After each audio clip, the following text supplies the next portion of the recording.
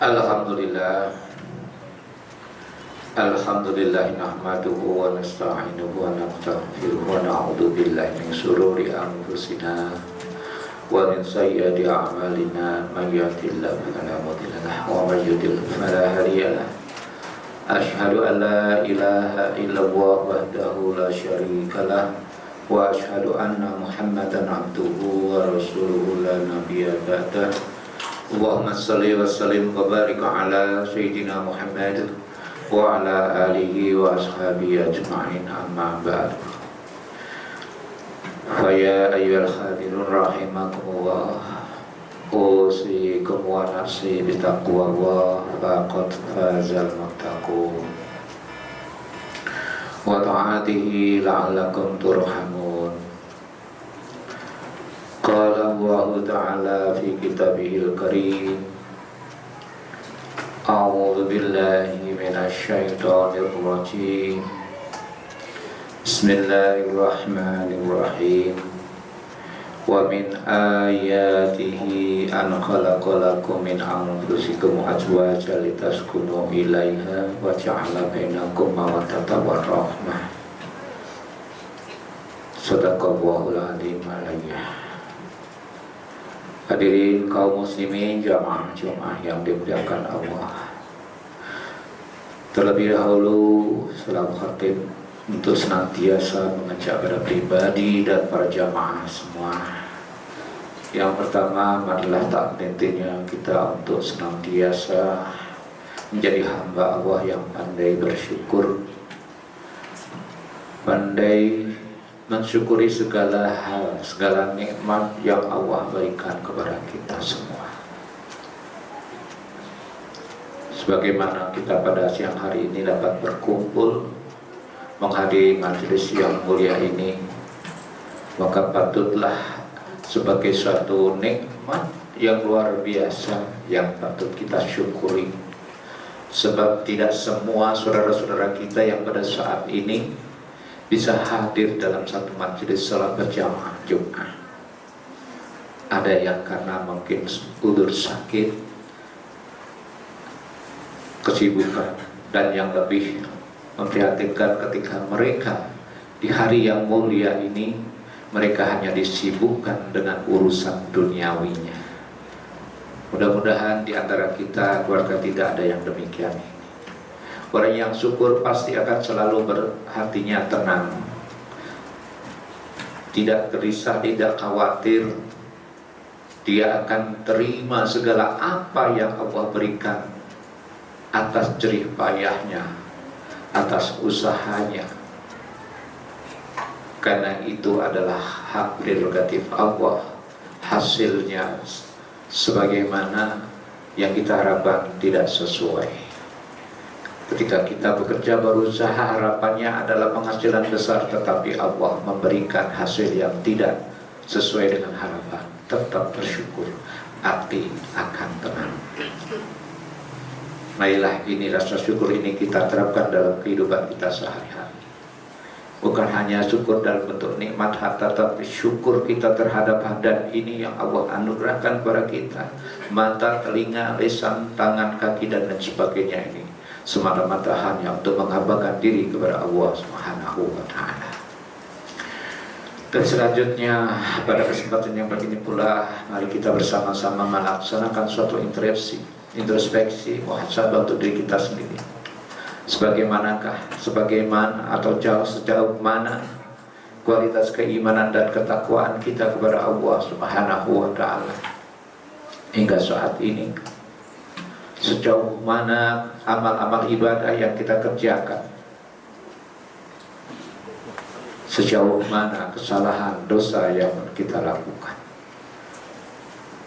Hendaknya ini menjadikan kita semakin tebal, semakin kuat, semakin kokoh keimanan dan ketakwaan kita kepada Allah Subhanahu wa ta'ala.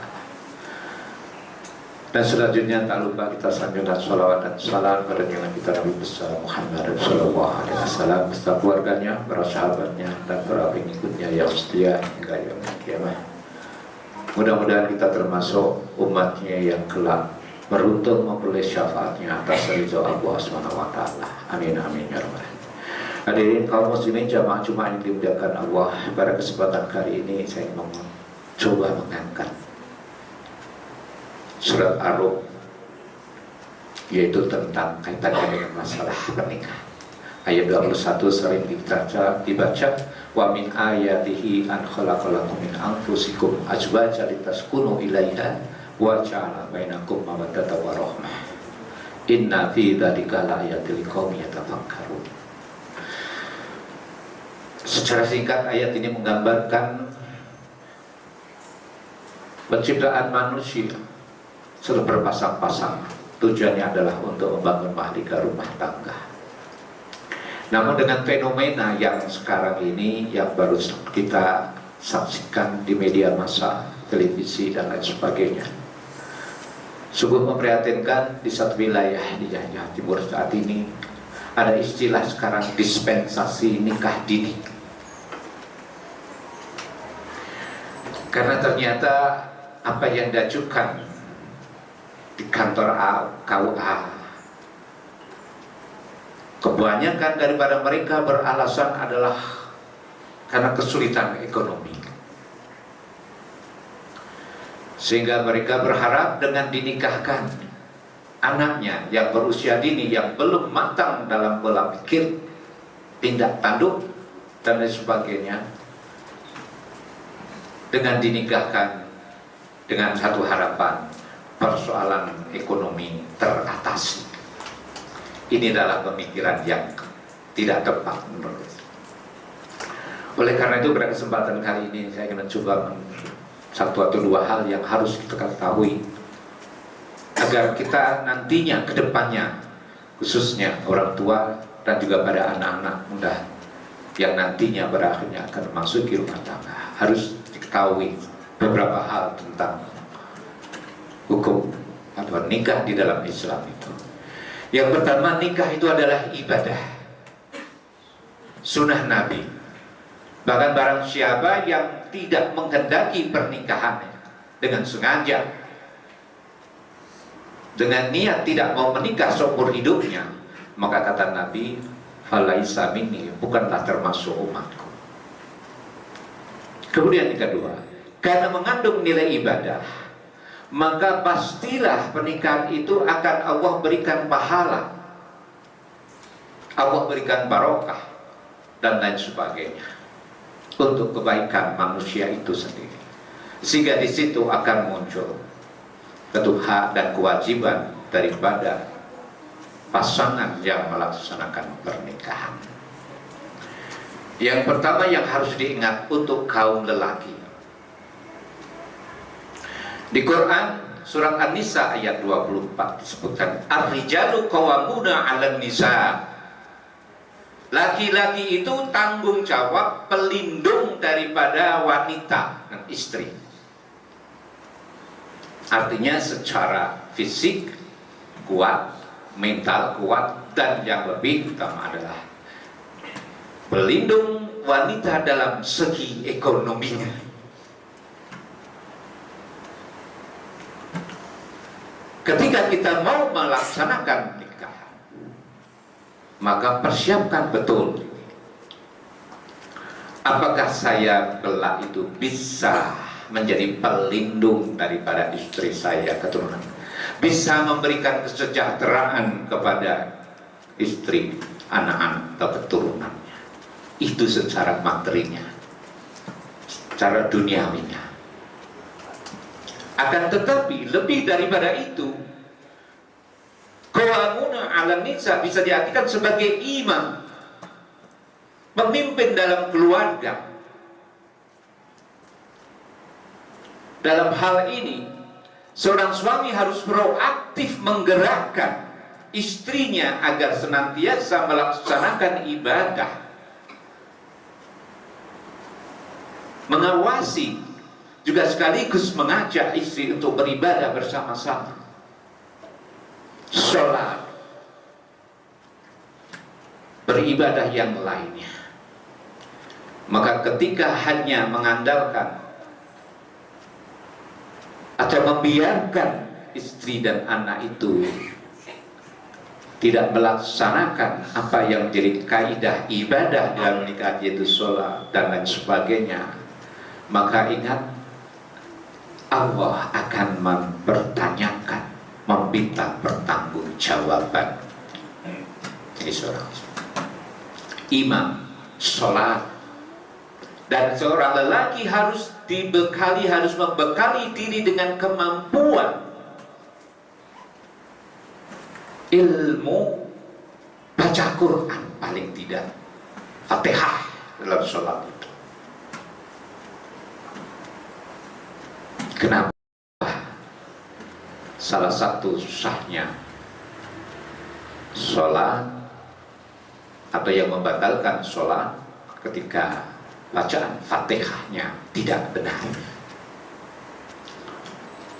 Dan seorang suami harus tahu betul syah dan tidaknya, sunnah dan rukunnya dalam sholat. Ini harus diingat. Jangan sampai nanti ketika istri minta untuk diimam, untuk makmum pada suami, suami menjadi imam, bacaannya tidak pas. Satu misal yang sering terdengar adalah kalimat basmalah diucapkannya dengan nafas yang didobel dan suara huruf keluarnya huruf yang tidak pas pula. Bismillahirrahmanirrahim. Ini dan masih banyak. Oleh karena itu hadirinnya dimuliakan Allah, terutama kita jangan merasa puas kalau kita itu belum bisa baca Al-Quran dengan benar. Kalau hanya baru bisa sekedar ikra, kita kembangkan, kita pelajari Al-Quran dengan niat mempelajari, insya Allah Allah akan menutup kekurangan kita selama ini. Yang kedua yang harus diperhatikan tentang mahar. Di dalam surat An-Nisa ayat 4, wa'atun nisa, berikanlah satu qadihinna nikhlah. Apa? Berikanlah pemberian yang baik kepada calon istrimu. Dalam konteks ini adalah harta yang bermanfaat, harta mas kawin atau mahar yang bernilai ekonomi yang suatu saat bisa dipergunakan. Ini yang utama. Fa intibna lakum an syai'in minhu nafsa. Ketika istrimu nanti memberikan sebagian daripada mas kawin atau mahar yang telah engkau berikan, hani'an mari'ah, terima dan nikmatilah. Artinya di sini menggambarkan bahwa mahar yang sesungguhnya menurut Quran adalah harta yang bermanfaat secara ekonomi. Namun kenyataan banyak justru yang dijadikan mahar pada saat pernikahan adalah mushaf Al-Quran dan seperangkat alat sholat. Sedangkan si calon suami sama sekali tidak tahu baca Quran, sholat pun tidak. Maka ketika selesai akad nikah, Al-Quran seperangkat alat sholat masuk lemari dari museum. Ingat, ini akan dipertanggungjawabkan nanti di hadapan Allah Subhanahu wa Ta'ala. Bagaimana kalau kita sudah terlanjur? Maka ajaklah, kalau diri kamu belum bisa baca Quran, istrimu gak bisa baca Quran, ajak belajar baca Quran, panggil guru, sama-sama mengenal Al-Quran. Karena Al-Quran bukan sebagai mas kawin, tapi Al-Quran adalah hudal lil muttaqin. Al-Quran adalah petunjuk bagi orang-orang yang bertakwa. Ini yang harus dipahami. Jadi kalau pemikirannya bahwa dengan menikahkan dini itu akan kesulitan ekonomi selesai, tidak betul. Kalau sama-sama yang miskin laki-laki, bagaimana? Pada setiap kali kita itu melaksanakan nikah atau kita menghadiri, doa kita adalah menjadikan mereka adalah keluarga yang sakinah, mawaddah, warahmah. Ada ketenangan lahir batin, ada kasih sayang. Dan yang lebih penting lagi, kita mohon agar pernikahan itu menjadi langgeng sebagaimana pernikahannya Nabi Muhammad SAW dengan istrinya. Nabi Ibrahim dengan Siti Hajar, Nabi Yusuf dengan Zulaikha. Artinya bahwa doa ini adalah untuk membentuk keluarga yang bahagia dunia dan akhirat, bukan semata mengatasi kesulitan ekonomi, tapi akhiratnya harus diperhitungkan lebih bijaklah, lebih utama. Oleh karena itu hadirin yang dimuliakan Allah Subhanahu wa taala, dari penjelasan singkat ini mudah-mudahan Allah mengetuk hati kita. Barangkali saat ini aku belum bisa baca Quran, ada niatan untuk belajar, mulai dari Iqra mungkin abatasa. Kalau yang sudah baca tapi belum fasih, belum betul tajwid, ghalib, makhrajul hurufnya dan sebagainya, panggil guru. Supaya apa? Kalau kita jadi laki-laki menjadi imam dalam keluarga, tidak melakukan kesalahan. Karena ketika menjadi imam yang jahil, artinya imam yang bodoh, pastilah akan mendatangkan batalnya sholat itu sendiri. Oleh karena itu hadirin yang dimuliakan Allah, marilah kita selalu bermunajat, berdoa. Rabbi ja'alni muqimas sholati wa min dzurriyyati. Ini doanya Nabi Ibrahim. Ya Allah, jadikanlah aku orang senantiasa mendirikan sholat, juga keturunan-keturunanku. Jangan sampai kita hanya mengejar pada kesenangan di dunia ini.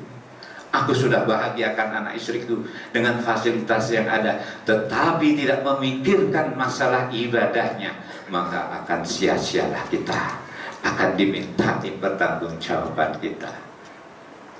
Maka jangan heran ada satu kisah ketika seorang anak yang melihat orang tuanya akan dimasukkan ke dalam surga oleh Allah Subhanahu wa taala. Si anak protes. Wahai Allah, kenapa engkau masukkan orang tuaku ke dalam surga?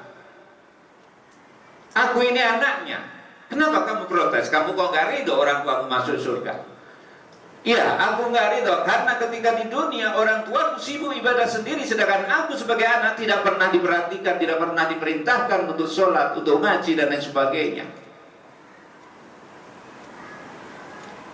Jangan sampai kita beranggapan bahwa nikah hanyalah untuk membatalkan atau menjaga hubungan yang tidak diridhoi Allah. Tetapi ingat, nikah itu kaitannya dengan dunia dan akhirat.